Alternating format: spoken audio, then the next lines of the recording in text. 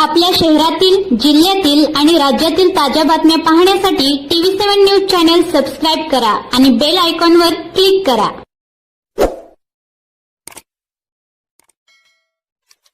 नामदेव राजाराम जिगाडे.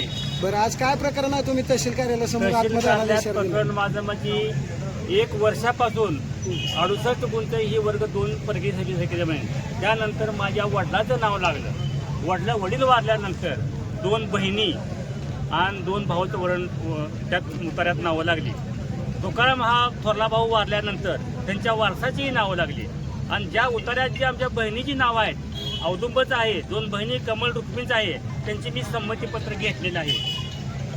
तहसीलदारच्या आदेशानुसार 32 कागदपत्राचा संच जोडून सुद्धा आत्ता या मीटिंगमध्ये आहे, भागात पाठवल्या.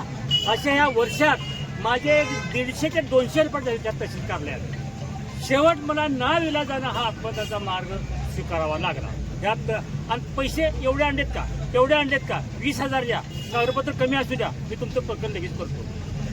ह्या मी पैसे आता कुठून आणणार? चोरा करण्याची माझी कोथ आहे, दोरडा घालण्याची कोथ आहे, मला पळता येतंय, मार खायची कोथ आहे माझी. म्हणजे ह्यांचा शब्द द्या एवढं पैसे, आणि पैसे घ्यायला एजंट पाठवतात की स्वतः हातात घेत नाहीत. मग ह्याला मी आता ह्याच्यासाठी मी का हे असं करू नये? मी ही सुखानं केलंय का? नाही केलं. आज 1 वर्ष झालं मी आबदतोय. फक्त माझ्या हिशाची फक्त 17 गुंठच जमीन मला इकायला वर्ग 2 करून द्या. माझा रजिस्टर सही इका झाला की 3 मिनिटात पुन्हा वर्ग 2 होते माझी खरेदी झाल्यानंतर. मला आज दवाखान्याचं, माझ्या मंडळीचं, माझं मुतखड्याचं मंडळीचं आपण दवाखान्यात फायले आणलेत मी. दुसरा मुद्दा, आतापर्यंत जमीन मी सगळ्या मुलाची वाटून दिली आहे. माझ्या आतापर्यंत दातवानं आणि थोरल्या मुलांना माझा आतापर्यंत दवाखाना खर्च, मला अन्न पाणी घालणं सगळं आतापर्यंत त्यांनी खर्च केला आहे माझा. त्यांना मी कुठंवर ताप देऊ आता ह्या शेवटच्या वर्षात? कुठंवर ताप देऊ? म्हणून माझी ही 17 गुंठ जमीन विकून माझ्या नवरा बायकोचं मला ऑपरेशन करायचं. टोटल सामायिक क्षेत्र किती? सामायिक क्षेत्र 68 गुंठ. त्यात किती? त्यात आम्ही चौघापैकी मला 17 गुंठच माझं द्या. 1 गुंठा सुद्धा झाला. सर्वांची संमती मिळाली? तुमची बाकीच्यांची संमती मिळाली की संमतीपत्र मी टांपूर घेतल्या, फोटो सहित हो, सगळी संमती सगळ्याची घेऊन माझ्याकडे टांप सुद्धा आहे.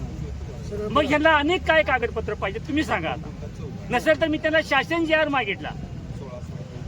एखाद्या संस्थेला दान करायचं असेल त्याची कागदपत्र वेगळी, बक्षीसपत्र करायचं असेल त्याची कागदपत्र वेगळी, आणि मला खरेदी द्यायची आहे त्याची वेगळी. त्याला शासन जी आर दाखवा ना. मग मी जमीन काय करायचं हा प्रश्न माझा आहे, त्यांचा नाही. बक्षीसपत्र द्यायचं का खरेदी द्यायची का संस्थेला दानधर्म करायची हा प्रश्न माझा आहे ना.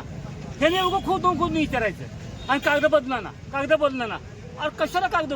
ती रेकॉर्ड रूम मधली लोक ती बनसोड्याने इतकं सहकार्य केलं आणि बाकऱ्यानं 10 मिनिटात मला 50 कागद त्यांनी गोळा करून दिली. तुम्हाला किती वेळा गुन्हे अभिलेख 100. तुम्हाला कागद किती वेळा बदलायला लावली? 10-15 वेळा कागद बदलवली. ही चालतंय त्या ना. ती रेकॉर्ड रूम वाली कागद द्यायला कटाळी. अहो काका, कागद एवढी नसतेत, एवढीच असते. तुम्ही तर तरी पण तुम्ही येत आहे. आणि तुमच्या ऑफिसमध्ये कागद नसेल तर मला तुमचं लेखीपत्र द्या. त्यांनी लेखीपत्र सुद्धा दिले मला. ही कागद आढळून येत नाही. पत्रव्यवहार कुठे केला आतापर्यंत ह्याचा आतापर्यंत? बावनकुळे, गोरे, तहसीलदार, DYSP, प्रांत अधिकारी, कलेक्टर, आणि दुसरा